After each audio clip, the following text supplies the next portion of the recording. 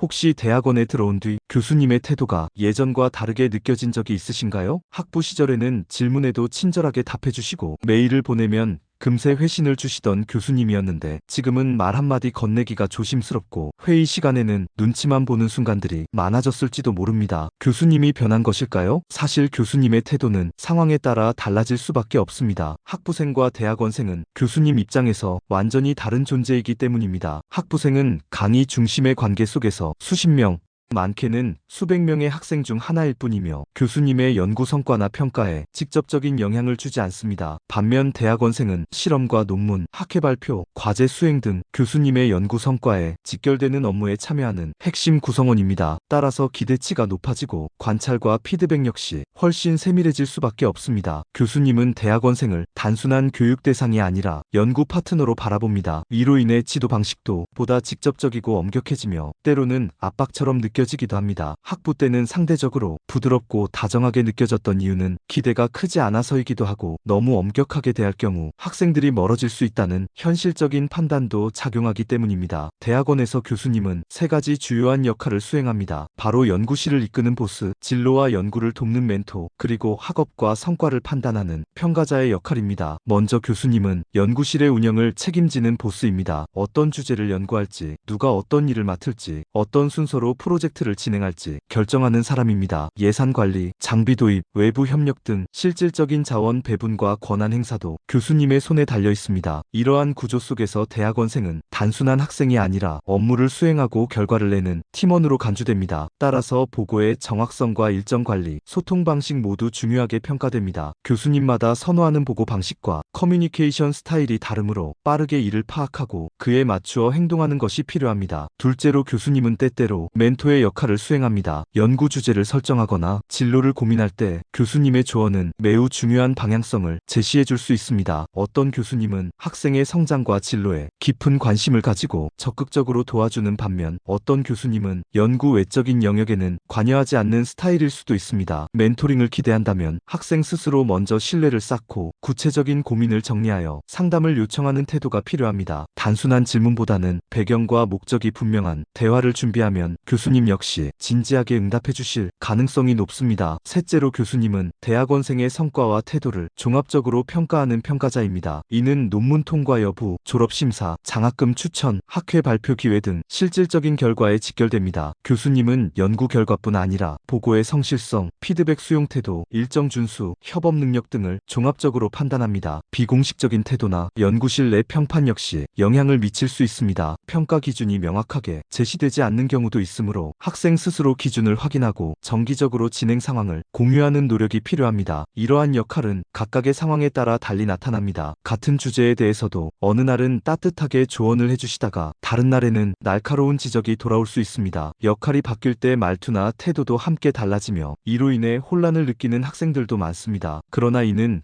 교수님의 기분 변화가 아니라 보스, 멘토, 그리고 평가자라는 역할 전환의 결과일 수 있습니다. 그 순간 교수님이 어떤 역할을 수행 중인지 이해한다면 감정적으로 휘둘리지 않고 안정적으로 대응할 수 있습니다. 교수님과의 관계를 현명하게 관리하기 위해서는 몇 가지 전략이 필요합니다. 첫째, 상황에 맞는 커뮤니케이션 방식을 선택하는 것입니다. 실행 중심의 회의 자리에서는 간결한 보고가 필요하고 진로 상담 자리에서는 충분한 맥락을 공유하며 조언을 구하는 자세가 유익합니다. 둘째, 과정 중심의 보고를 습관화해야 합니다. 실패한 실험이라도 그 이유와 배경을 설명하면 교수님은 오히려 신뢰를 보냅니다. 셋째, 교수님과의 관계는 사적인 친분이 아니라 업무적 신뢰 위에 형성된다는 점을 인식해야 합니다. 일정한 거리를 유지하며 예의를 지키는 태도가 장기적으로 더 좋은 관계를 만듭니다. 넷째, 소통은 타이밍이 중요합니다. 갑작스럽게 보고하거나 회신을 요구하기보다는 미리 일정 조율을 요청하는 것이 상대에 대한 배려로 받아들여질 수 있습니다. 교수님의 다양한 역할을 이해하고 그에 맞는 대응을 할 수 있는 능력은 대학원 생활을 슬기롭고 안정적으로 이끌어가는 데 매우 중요합니다. 교수님은 단 하나의 얼굴을 가진 존재가 아닙니다. 보스이자 멘토,